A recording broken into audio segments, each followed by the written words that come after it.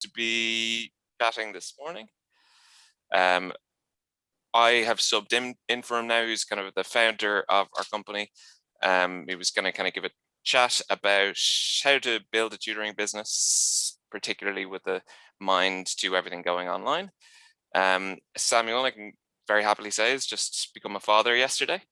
Wow, that's a good one. So yeah, we're all delighted for him. Yeah. But we also thought it was probably a little bit cruel to ask his sleep-deprived self to hop on a call this morning and talk shop with a load of tutors and tutoring companies. So yeah, this is me subbing in. So if I'm not perfectly polished, do forgive me. Just to kind of vaguely introduce the company itself and then who I am and what I'm talking to you about. So both Samuel and I appreciate the confidence, Ludo. No problem at all. Yeah, so both Samuel and I work for Tutor, which sells business management software to tutoring companies, which I can appreciate is maybe a little bit abstract. I'm just going to stick the timer on my phone, actually, now I think about it. Which I appreciate is probably a little bit abstract. But essentially, if I were to give an analogy to like a kind of brick and mortar business, then if you think of a tutoring agency or company as a shop front, we essentially try to be the cash register, the security system, the procurement software that you go and buy your fresh stock through, all that kind of stuff. So we try to be like a one-stop shop for all the different admin tasks, essentially, that a tutoring company would need to engage in. So the company itself, it was started as an in-house project. So Bright Young Things, if any of you are familiar with them, a tutoring agency in London, were trying to figure out all of these things for themselves, essentially. And so they started building a system which could accommodate all this stuff. Samuel got involved because he was friends with the person who ran Bright Young Things at the time. They realized that it cost a lot of money to do all that kind of stuff, and that it wasn't necessarily economical for one tutoring company to invest all this in just one part of their business. So Tutor was spun out and became its separate company that went properly commercial in about 2015. And yeah, strength to strength since then, really. So we have a bit over 500 company accounts at the moment. UK is kind of our home market, but we have a lot going on basically anywhere they speak English. So US, Canada, Australia, and then bits in South Africa and India as well. So that's us in terms of me and kind of my role. So I'm from Dublin myself originally. Before Tutor found me, I was working in Taiwan for a company based in Northern Ireland selling data processing software through Mandarin, which was its own challenge, and just working out of a Starbucks over there. So Tutor, despite being a relatively small and fast-changing company, has been actually a slowdown in pace, which I kind of welcomed. Yeah, been in Tutor for 3 years, and I was trying to do my sums recently on how many conversations I would have had with tutoring companies, some small and some large. But my back of a napkin figure that I arrived at was I probably had pretty involved back and forth conversations with over 2,500 tutoring companies, could be 3,000 tutoring companies. So probably well positioned. Not all of those were just starting out, and not all of those stayed with Tutor, but yeah, probably an interesting position from which to comment on, oh yeah, well, which ones were the ones which I saw do well after that, and which ones did I not see much of anymore? Yeah, so I thought that would be a good jumping off point to go into the general kind of topic of conversation, which is how to build a tutoring business, specifically in a remote and digital world. Now, part of that is certainly going to be talking about the differences and how things change, and that's important. But what I think is probably also important, if not maybe more important, is what actually just stays the same. Because I think, especially with anything technical or online, I think people's heads often go straight to Blade Runner, when actually there's a lot of in between, and a lot of the issues are still the same.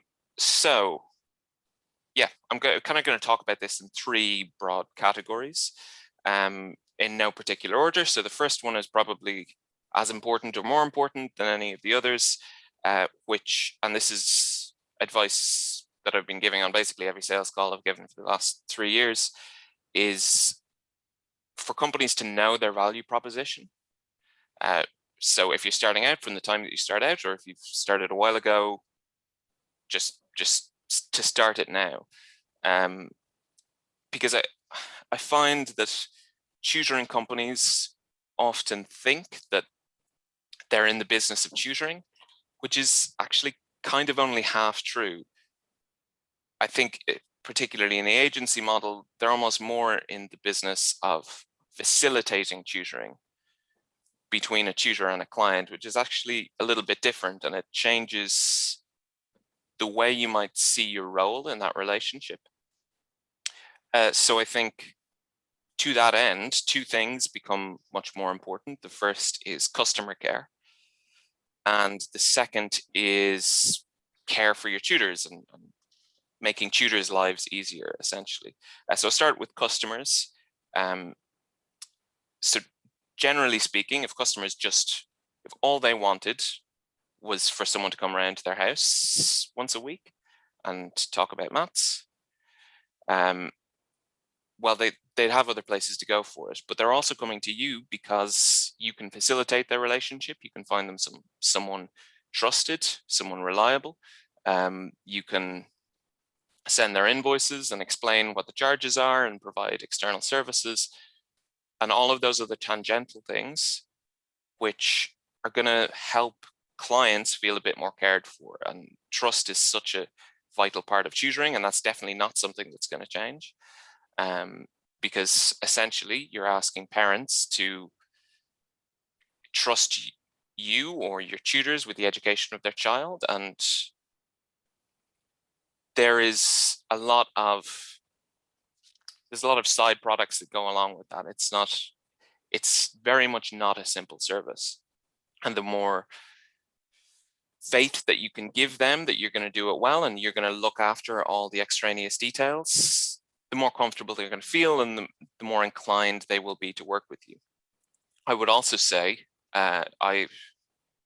it's probably 40% of every sales call I have with a new customer, they mention, oh, well, I'm an absolute technophobe and I don't do software very well. So yeah, you can't talk to me about any software things because I won't know where you're going.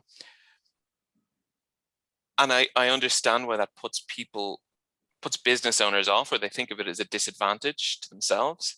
But in many ways, I mean, I certainly, when I joined Tutor Cruncher, I would have thought of myself as a technophobe, even myself. That's kind of an advantage because, the techies might be smart, but we technophobes have greater numbers. So your clients are probably technophobes as well. And once you know that they're technophobes and you're one yourself, well, you can get into their head a little bit, and rather than sending them down rabbit holes of online forms to fill out and this kind of thing, you can empathize a little bit more and say, no, actually, we're going to provide a more personal service. We're going to hold your hand a little bit because that's part of the value proposition that we're providing here. I think we often get companies coming to Tutor Cruncher who want to automate everything that they possibly can and just have almost like a passive income stream where they sit back. These new clients just like filter through this technological funnel, and then they pick the tutor that they want to work with, and then the lessons just pop in the calendar somehow. I would say to that, generally speaking, I think those companies don't tend to do as well as the companies that are prepared to manage a client relationship.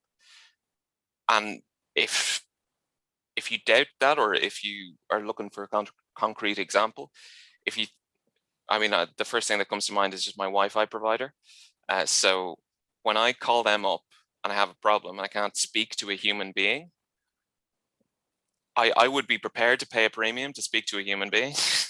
And so you have the opportunity to be the broadband provider who talks to their clients.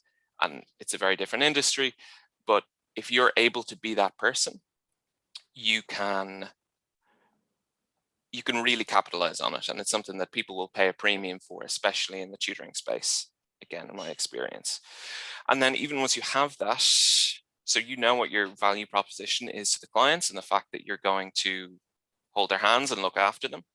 And then you really have something to advertise, because instead of just advertising maths tutoring, which fine, you might want to advertise maths tutoring. There's lots of good reasons that you just advertise that. You can advertise maths tutoring with an agency that cares, or maths tutoring that like goes the extra mile. And those are the adverts that really stand out when you communicate your particular value proposition. Because sure, if someone's looking for maths tutoring, they might click on your ad if all it says is maths tutoring. But if it says maths tutoring and we take all the frustration out of it, they're so much more likely to click. You're so much more likely to get engagement in that case.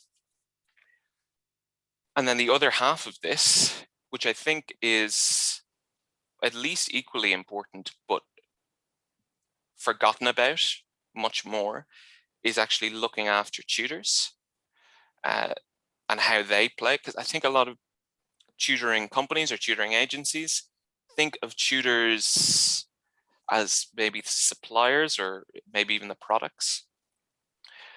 But actually their tutors are in a way just as much your customers as the parents are. You can also provide something of value to them. And if you do provide something of very demonstrable value to tutors, you're going to make life not only easier for them, but also very likely easier for yourself. In my experience, what I kind of mean by that is that tutors, generally speaking, want to teach. So they got into it because they enjoy teaching. Most people didn't get into it because they enjoy invoicing clients or chasing clients for payment. They probably don't enjoy advertising their services. I don't even know that salespeople particularly enjoy selling their services. So if you can take the weight off tutors' back to have to do those extraneous things, and you can just say, listen, you're in this because you enjoy teaching and that's what you want to do. So you just do that and then I'll look after the other stuff. That's really powerful. Now, a valid response to that might be, listen, I provide my tutors with money, so where's the harm in that? They get their money and then they do some of the extraneous stuff, and you go from there, which is a fair point, and it's obviously not something I could completely contradict. I mean, we're all financially incentivized at the end of the day. But if a tutor's only motivation was cash, then they could pursue clients fully privately. Like, they can take people on independently and run those extraneous services. And it comes down to the fact that in that case, that they don't pay a cut. Now, this is where my tangent runs a little bit close to the kind of the big dirty word in the whole tutoring industry, which is poaching. But in many ways, I don't think it's something to be particularly afraid of. It's certainly an alert. It's a red flag if tutors are leaving your agency and working outside. And people try all kinds of ways. Like, I'll regularly have conversations with clients who say, oh, well, I need to get my tutors to sign contracts, and I need to prevent them from ever getting the client's contact details, or I need to monitor their emails or instant messages or something like that. And not to say that there's no reason that you would do any of those things and that they don't have some place in some businesses. But ultimately, if a tutor is if a tutor is better off teaching privately, they're probably going to want to teach privately, whether that comes from one of the clients that you send them or clients that they find off their own bat. So the best prevention is just to offer tutors something of value so that they don't want to look elsewhere.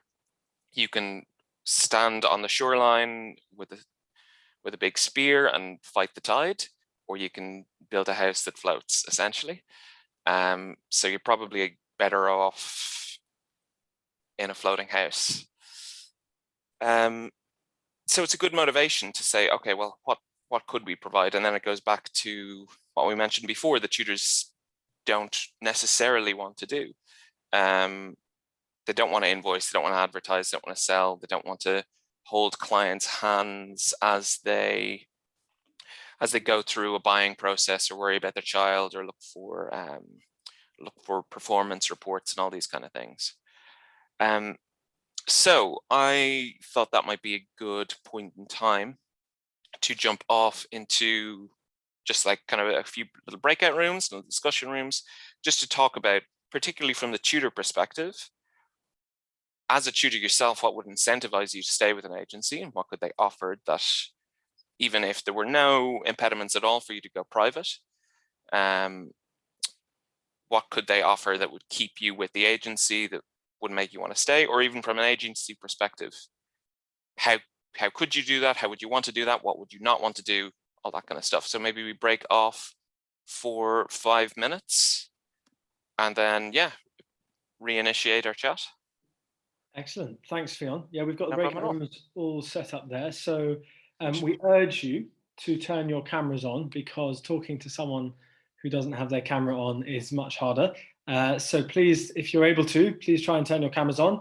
And the question that Fionn is posing to us for the next 5 minutes in our breakout rooms is going to be, what would incentivize you as a tutor to stay with an agency? And I know that we have several agency leaders here with us.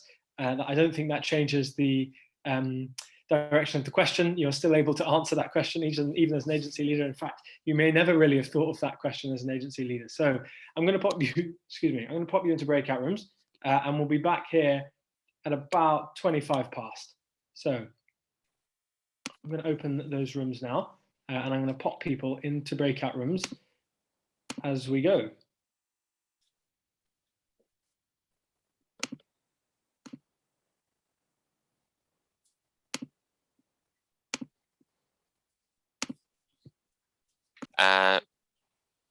Fantastic. Okay, so we're all back. I hope the conversations went well and were vaguely interesting. Yeah, it'd be fantastic to hear maybe as we go on what came up. So that's kind of it for my point about knowing people's value proposition, or companies knowing their value proposition. The next point that I would make is something that would changes more in an online marketplace. And that is just that in an online marketplace, which is always going to be a more volatile marketplace, it really benefits companies of whatever size they are to think big about their business, about the services they provide. With any online service, the winners are going to win quite big, and the small agencies are going to be increasingly pushed out and sidelined. Sorry about the background noise there, if that's coming across. So local tutoring has always been kind of a mainstay, particularly in the UK, and also just so when tutoring companies starting out, or even quite large tutoring companies, tend to focus within a geographic region. So maybe it's, Wapping or something. It's maths tutors Wapping. They might pick, and let's say they choose Wapping, they market their services there, and when people in Wapping want math services, they find them.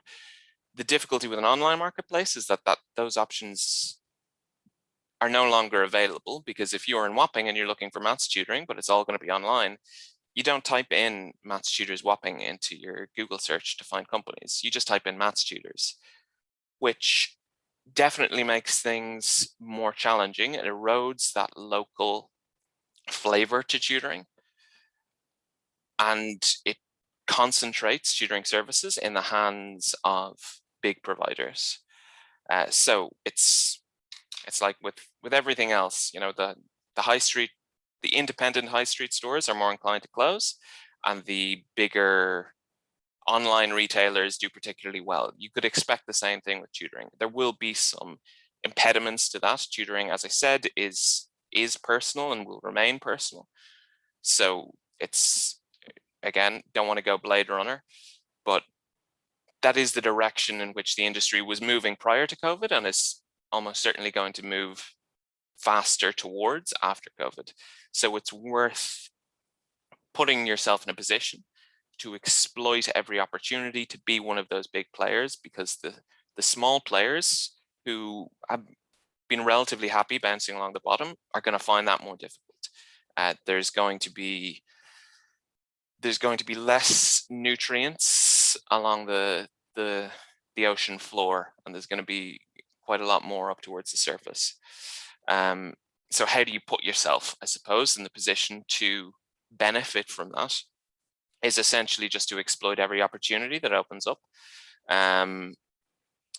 So the 2 points within that I would make is to focus on efficiency within your business, and then what leads on from that is focusing on developing flexibility.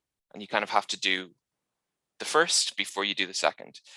So what I mean by efficiency is just streamlining your processes and not wasting a load of time unnecessarily. So I think our marketing woman pulled some stats for me about the average micro business, so not in tutoring necessarily, spends 15 hours per week on financial administration tasks alone. Now, I don't know exactly what the figures are for the tutoring industry, but I certainly wouldn't imagine them being lower than a micro business, generally speaking, because tutoring is intensely admin heavy. That's being that kind of agency model means that that's almost most of your job is just admin work to connect people and look after relationships like that. I think that this kind of means that the era of the tutoring company run with Excel spreadsheets is probably at a close. And there are many businesses which can be run with Excel spreadsheets, and if you're doing it that way, that's phenomenal. But it's not scalable. The question is not what you think your business currently is able to do. The question is, well, in 6 months' time or a year's time, how am I going to cater for that setup then, for my new setup, for my new clients, for my new contracts and all that kind of thing. So that's how efficiency, which is the first point, kind of leads into flexibility, which is the second, which is the less time that you spend in an average week looking after your existing clients. Not only do you have then more flexibility, more time to spend onboarding new people, but you can also find opportunities which don't align perfectly with your business model when it starts out. So perhaps you're running off Excel and you're spending basically all your time doing it, and then someone comes along to you with an opportunity to take on some lessons in a tangential field. How would you handle that? It's gonna be more administration for you to do. So if you aren't spending that much time on administration already, then you can take it on. But if all of your time is taken up with Excel spreadsheets at the moment, you have to turn down those opportunities and certainly not look for them actively. So those losses begin to add up. And I would say that all of the successful businesses that we have with Tutor Cruncher, and I think this generalizes to every industry in the world, is when a business becomes successful, it doesn't become successful in the way that it thought it was going to be successful. It just becomes successful in the opportunities that presented themselves that nobody had any idea of when they started the business. So if you want to exploit those, it's probably best to lean into serious efficiency in your existing workflow, and also flexibility in adapting to this kind of thing. So for example, if you do maths tuition maybe, but you have someone approaches you at one stage and says, well, actually, I want to take trombone lessons. And then you say, well, okay, we don't really do music lessons. Oh, but there is this maths tutor who I think plays the trombone. Maybe they could sort you out, but hold on, then I have to like find out how well they can play the trombone, and I have to get into a whole like grade system. Yeah, if you're already at max capacity with the other stuff, then you're going to say, oh no, sorry, you can't do trombone. But maybe if you have the flexibility, you say, oh yeah, okay, well listen, I'll talk to this guy, I'll see how well he plays trombone, and then maybe I can set you up. And then maybe that kid refers 10 others, and all of a sudden you're in music school instead of being a math center, which I think is so often how these things pan out. So I thought that might be a good opportunity, especially in the UK, with the NTP, or National Tutoring Protocol, that just happened, because that's the prime example of people handed contracts for thousands or tens of thousands of students to provide tuition to that they had no experience of before. Even quite small companies handed huge contracts like that.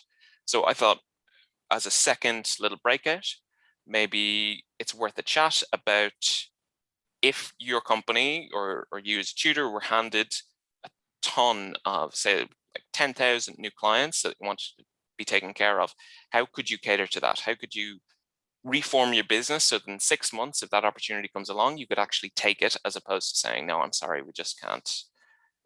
We can take 1,000 students and we're like up over our ears anyway. Wonderful.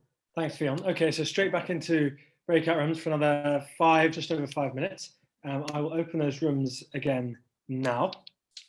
And let me just pop those of you who've joined us just now into those rooms. Over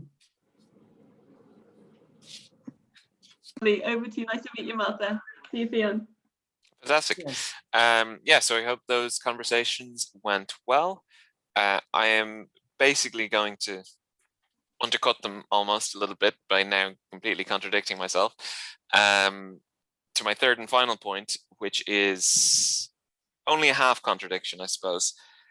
But in order to get to that point at which you can think big, especially for new companies, which is what this talk was about, you've got to start by acting small, which again does sound like a bit of a contradiction, but actually it's kind of the only way to think big almost. Again, I'd go back to the fact that tutoring, generally speaking, because it's been done so locally, this was almost self-evident, because if you start in Southend-on-Sea, you do, science tutors in Southend-on-Sea, and that's your natural foothold, and then you expand from there. But when that local area foothold starts to erode, you're going to need to find that foothold in different ways. How do you eat an elephant sandwich? A very good analogy there, Julia. So how do you get a foothold when you can't just exploit where you happen to sit? Is essentially just by finding a niche. So let's go back to our example maybe of trombone lessons. So you could set up a business and you do your website and you want people to start coming through to you, and your keywords that you're hitting absolutely everywhere are online tutoring. And that's great, because obviously you want people who are searching for online tutoring to be able to find you. But at least when you're starting out, they're not going to find you by typing online tutoring into Google. And this is, at this point, we kind of verge on SEO, which we can talk a bit more about. But if the only keywords you're hitting are online tutoring, you're going to be on the 10th page if you're lucky, and those people aren't going to come through. So you need to establish a foothold but you can't rely on Southend-on-Sea as the term through which people will end up finding you. So maybe a way to do that, we go back to our trombone lessons, is, okay, well, I'm not just providing, you know, English tutoring or maths tutoring or online tutoring, even more general.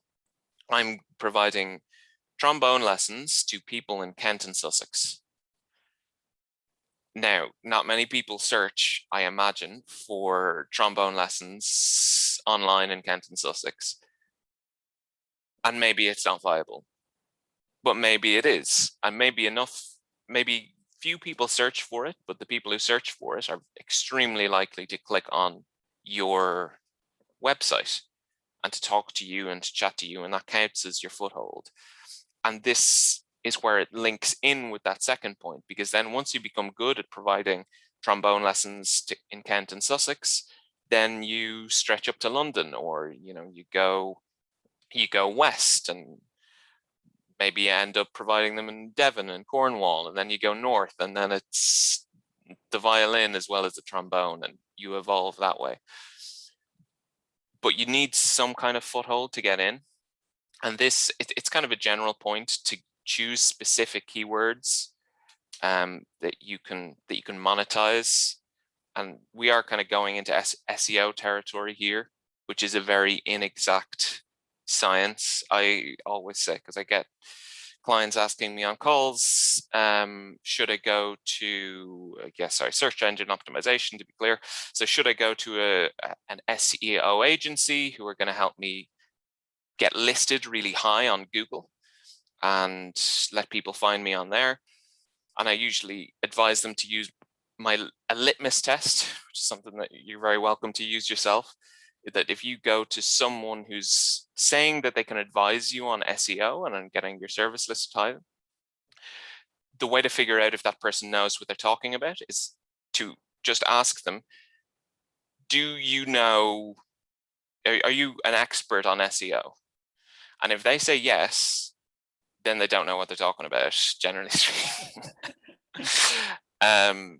Because nobody really knows how it works, and it's all Google's magic box. And if anyone ever figures out any aspect of it, then they just go and change it anyway. So yeah, it's an art much more than it is a science. But as a general principle, going after a narrow audience well is better than spending a lot of money to go after a very wide audience against huge players in the industry. You know, you're going to bankrupt yourself. And again, we kind of go back to those agencies who come to us quite a lot and think that they're going to be a fully hands-off automated system that's going to run in the background, and it's going to be passive income, but they're going to be like the Facebook of tutoring or the Amazon of tutoring. Those companies are only in the position to be Facebook and Google and Amazon because they started small. And they built up to something slowly, which they could then capitalize on. But you can't go from 0 to 100 without passing 2. So yeah, that's essentially it in terms of my third point. To just think small before acting big. And then the only other point was just to think about the value proposition that your agency is providing, not only to clients, but also to tutors themselves. So that's pretty much it. That was all of the points that I really was going to talk about today. I know, Ludo, you mentioned that maybe we could hear back from some of the people in those breakout rooms, just very quickly maybe, as to some of the more interesting conversation topics that cropped up. Yeah, absolutely. So if you guys have got any thoughts from either of those breakout rooms, maybe we'll start with the second one because it's probably freshest in the mind. The question was how do you cater for an influx of tutoring business all at once? How do you set up your systems for when you do go global and suddenly you have clients from kind of all around the world? The hint is that Tutor Cruncher will help you with that. But what ideas did you guys discuss in those breakout rooms? We've got about 5 minutes left, just under 5 minutes. So please feel free to dive in.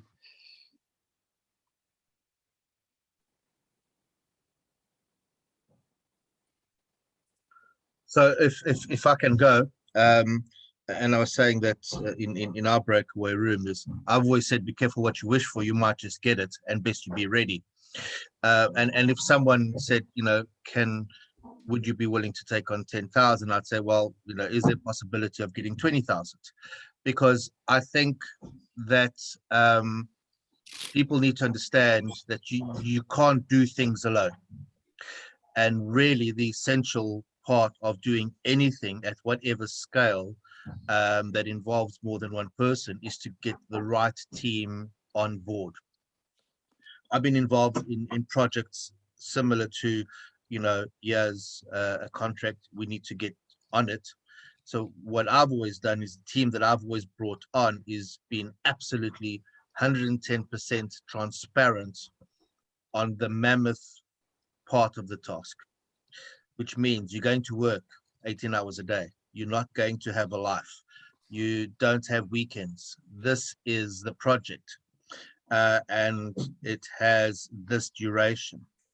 And the flip side to that is that there's a curriculum value to the as a result of that project that can be a benefit once that project is over.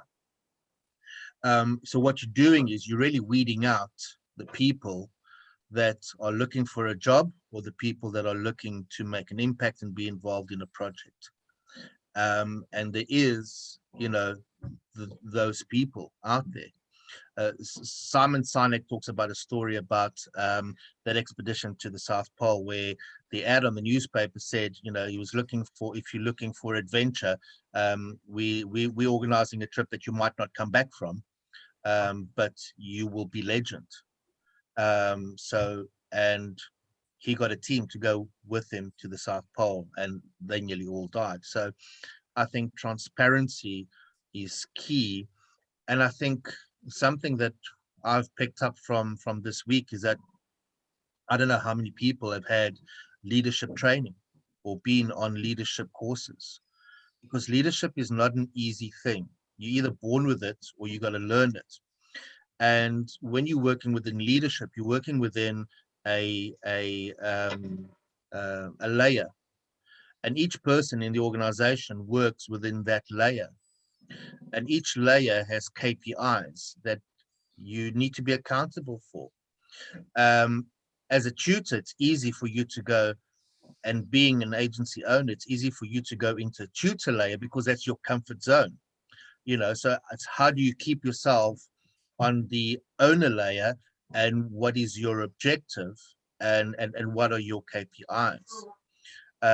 Because in those KPIs, there is your DNA that you want to make sure you don't lose. Because why do people go down into comfortable layers? Because it's my baby and I know how to do it properly and no one knows it like I do. No, you cannot scale up if you continue within that mindset. So you got to work within your layer and be really, really disciplined about working within your layer. Thank you. Yeah, it's very interesting. What do you have time for anyone else to do, though, do you think, or is that probably us? If anyone else wants to drop in, then please do. Thank you, Miguel. Ian Manzi has joined the meeting, so we'll be kicking that off at midday. But if anyone else would like to drop in, then please do. You've got a 30-second elevator pitch style feedback from your breakout room. But if not, John. I would say from our group, yeah, we were looking at if you can stage the growth, then do it. And the other thing that from personal experience, I would say is be very, very careful about your supply lines. You have got to audit those supply lines and make sure they are absolutely rock solid before you enter into that kind of project. And you may have to do that very, very quickly. So you might even argue that you should be doing that at the moment, so you're ready for that opportunity when it arises. Excellent. Thanks, Julian. Wonderful final word. Fionn, first of all, congratulations for stepping in at the final minute and delivering such a polished, I thought, and thorough description, really, of how to go from small to big to bigger. if any of you would like to visit Tutor Cruncher, then the link I put in earlier in the chat, or you can find it in the Festival Hub in the event section of this event. Go and check them out. They work just as well with private tutors as for larger agencies. So really they cater for everyone. Was there something you wanted to add just before we finish? No, that's it for me. You put a cap on it very well. And yeah, delighted that I had the opportunity, circumstances as they were, to come and chat to you all. So I hope you have a lovely rest of the festival. And I think I'll be talking to you again in a couple of hours.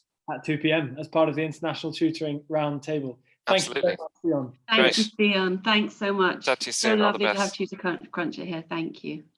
Bye-bye.